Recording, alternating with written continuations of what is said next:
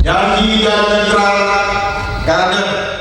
Dewan Pimpinan Cabang DPC Partai Demokrat Palembang ikut menentang dan melawan Kongres Luar Biasa KLB Partai Demokrat yang dilakukan di Sibolangit, Sumatera Utara.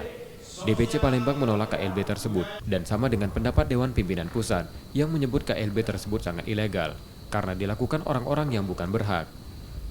Sekretaris DPC Partai Demokrat Palembang, Anton Nurdin menegaskan, DPC Palembang tetap setia dan patuh pada kepemimpinan Agus Harimurti Yudhoyono.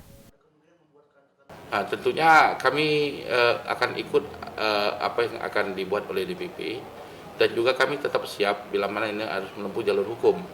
Karena kan untuk kita ketahui dalam satu kepartaian itu semua kebijakan DPC, DPD dan DPP hierarkinya. Artinya kita akan mensupport DPP bila mana ini pun harus melalui jalur hukum. Jadi DPC Kota Palembang siap pasang badan juga untuk itu. Karena harus kita ketahui penggunaan atribut-atribut yang dilakukan waktu KLB tadi itu penggunaan pada tidak semestinya.